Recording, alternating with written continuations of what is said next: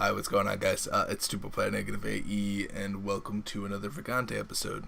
There's a couple things I have to mention before I get into this. First, I'm doing this post commentary. Obviously, as you can see, it's like sped up times 3, because this is from a stream that we did like today.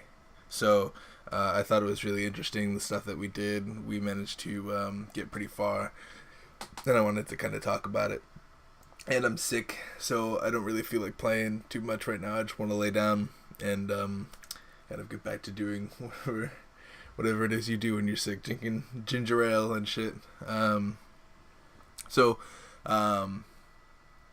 right here we're playing the Wildling. The Wildling is probably my favorite class. I was talking about it on stream, but like the Wildling has gotten so crazy strong.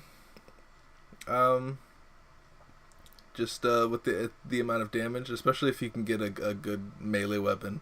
I think a lot of your game is dependent on if you get a melee weapon or not. But that being said, if you get a melee weapon, freaking Wildling kind of takes off. This guy isn't very hard. Once the Goblin boss does his like Shing thing where he takes out his axe, he dies pretty fast. That's cool. Managed to get a Berserkitis pendant there, I believe, and just be on our way. I'm really looking for Frost Nova. Frost Nova, we were talking about it on stream, but freaking Frost Nova is probably one of the best spells that is in the game, just because of its versatility. It has unlimited charges. It helps with so many bosses, and in the catacombs, it's almost unreplaceable. Like you almost can't, unless you have like a freezing claw or like a freezing weapon and a freeze aura going on. It doesn't really matter. Also, I apologize for like if my voice sounds weird or you guys can't understand me or I yawn too much. Fucking sickness, man. It's been so long since I've been sick that you forget how it feels. You really do. Like when you get sick again, you're like, oh, this is awful.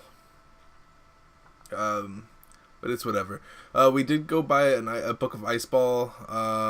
My goal was that I was going to use that instead of Frost Nova, because the game wasn't giving me Frost Nova, so maybe I should just use Book of Ice Ball, but we ended up deciding that it would be better if we saved it for books just in case, or for 10 health just in case. And I think that was the correct option. It allows us to play like the Darkness a bunch. There were a couple times I had to like stop and read chat, so that's why the video is decently long. So that's why this is sped up to times 3. It's weird. Sometimes I'll fly right through this game. And by fly I mean I'll take like 40 minutes, and sometimes I'll take like an hour to beat the game. It all depends on like boss spawns, what you get, like, cause like if you get Wanda Digging, Golem boss is just you reduced your gameplay by 10 minutes, but never do you get fucking Wanda Digging. I wish I got Wanda Digging more, because it would help so much. I mean, not that Golem boss is that strong. I used to think that he was a mega powerhouse that I couldn't touch. But he's not so bad now that I've versed him like 100 million times. I actually don't know how many... Actually, you know what would be interesting is if I went through all my deaths and see how many times I've died as everybody. I'm pretty sure Knight will have the most deaths, because I played a lot of Knight, so I'm pretty sure I'll have like 200 plus deaths with Knight. And then probably like 100 something deaths with Wildling. Actually, maybe less. I don't really play Wildling that often. I've only recently been playing him because of his damage output. I think that's definitely something that might be bad. That Wisp boss like took like 2 seconds. I feel like he's definitely a boss killer, and I really like his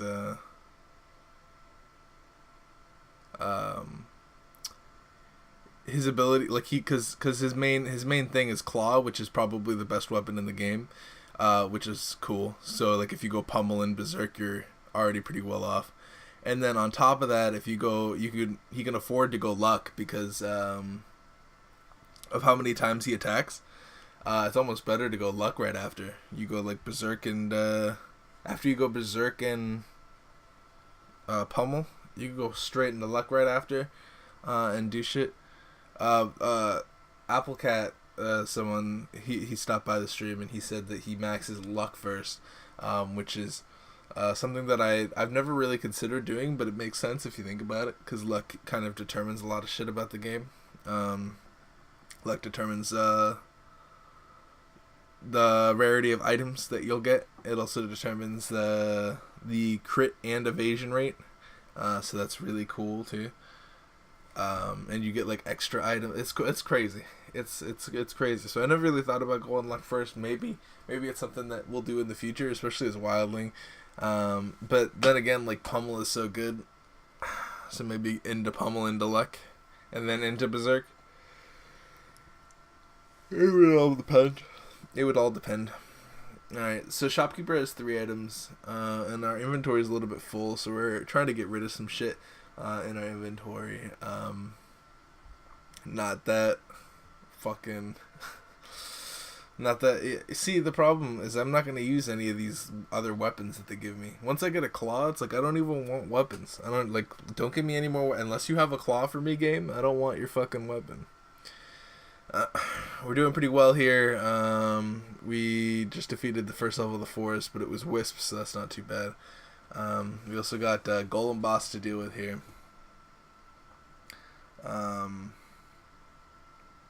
So that'll be interesting.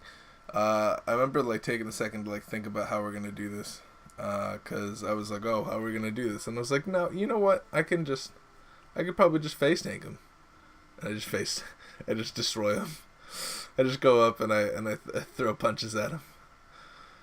It kind of made me laugh on the inside.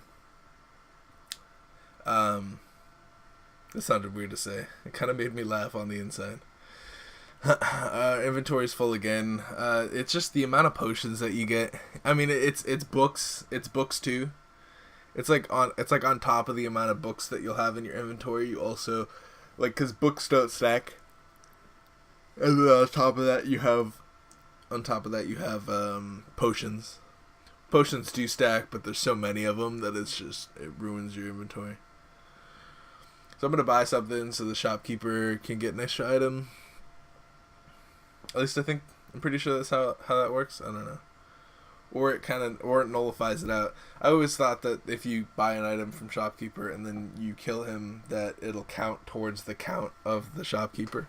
If that makes any sense, because shopkeeper gets a new item every time. Well, the more you buy from shopkeeper, the more items he gets. So I think that if you buy a certain amount from him, he'll like level up his inventory. And I think if you just kill him right after, you still get the shit.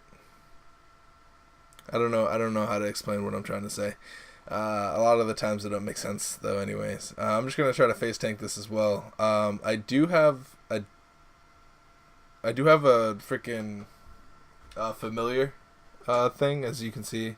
I have all 3 familiars, so I have the familiar unique artifact.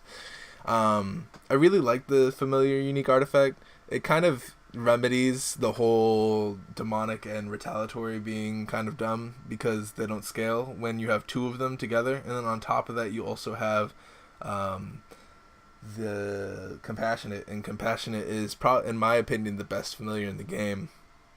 So when you combined the 2 mediocre familiars and then combine that with a compassionate familiar, that's absolutely insane to me. You're gonna be doing a ton of extra damage with your familiars, and then on top of that you also have the healing that compassionate gives you. Oh, I'm sorry for sounding tired. Jesus. Yeah, so okay. So we have a lot of stuff going for us. We have freezing aura and freezing claw here, so enemies aren't going to really be a problem. I tried to pick this up multiple times, and I don't want to die doing it, and then Applecat tells me that my inventory is full, and that it is. So we got to get rid of stuff so I can freaking get that. It's a scroll of identify. Scroll of identifies are used less on items now and more on potions. It's kind of my strategy, because like, why use it on an item when the uncursed scroll exists, right? So as long as you have an uncursed scroll, which is like real easy to find, it's not like it's like, I usually have like 1 or 2 of them at least, and that's at least. Sometimes I'll get way more. So it's hard to justify using the identify scrolls on anything that's not potions. That being said, like, the only reason I could see that working is like if you wanted to identify a cursed thing that you wanted to freaking, or that you just god cursed something, but you want to see what it is, you could like use an identify scroll on that. But yeah, we defeated Skeletal Dragon. We kind of just face tanked him, honestly, to be honest with you, because we have so many books.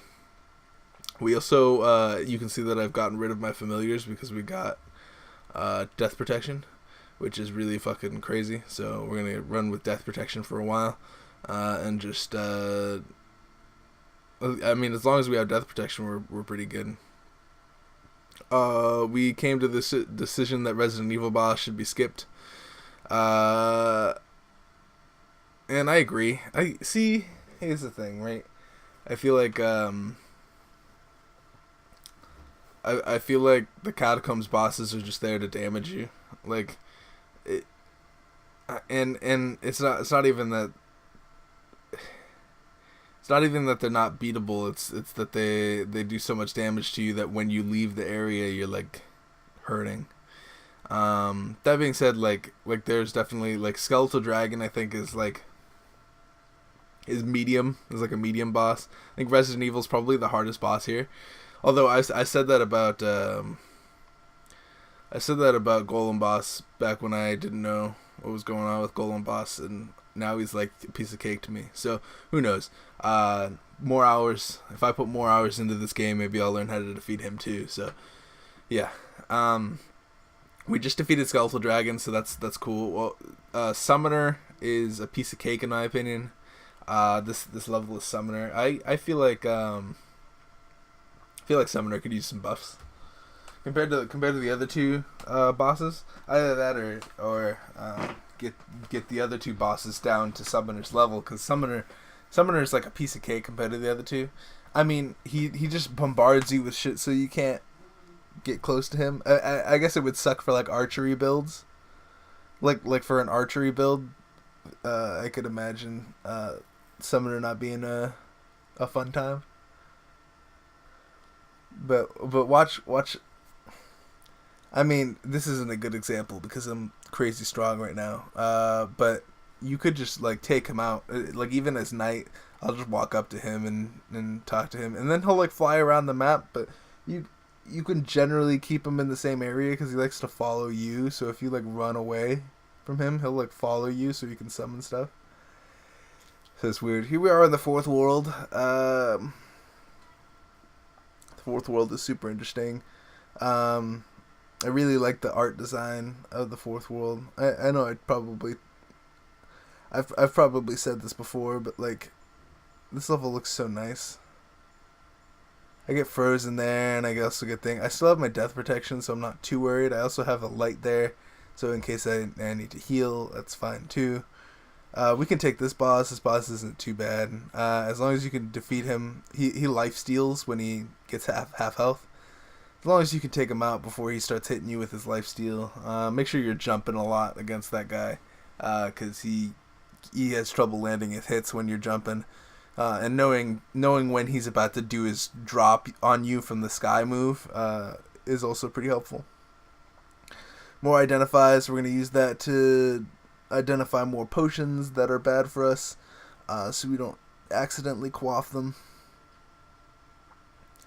I decide that to go inside here because I we'll just skip right past this level, which is pretty fucking crazy. And then we'll get to go on to this world. And holy shit, dude.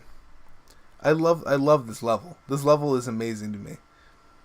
I should go here more often because I like it so much.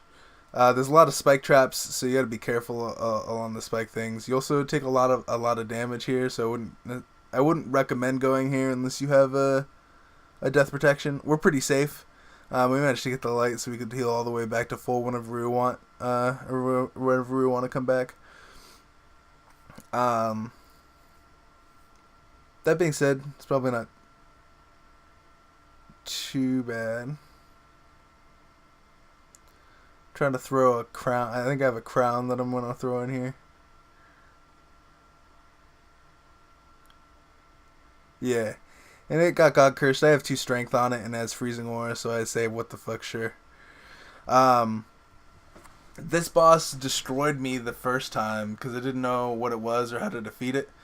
But now that I know what it is, it's pretty good. And we're just rushing it. We have a lot of damage as Wildling. We were able to take it out real fast. And we managed to get the orb as well. Thank you guys so much for watching. This has been Tuba Play Negative AE. I'm sorry for being sick. I'm gonna try to get myself feeling a little bit better. Get some more Danganronpa coming for you guys. And then also, hopefully more Vagante coming your way. I'm kind of waiting for the new patch to come out before I end up playing more Vagante, so that way I can see. I'm interested in all the story stuff. So as soon as that new patch comes out with all the story things, you're gonna see me playing this game a lot more. Hopefully, if there's a decent amount of content. This has gone on long enough though. Thank you guys so much for watching. Let me know how you think the mic sounds. It should sound relatively the same. I'm using the same USB port. It's still a USB mic, so it shouldn't be too much different. Thank you guys for watching. I hope to see you guys in the next episode, whatever it may be, and I'll see you guys soon. Peace.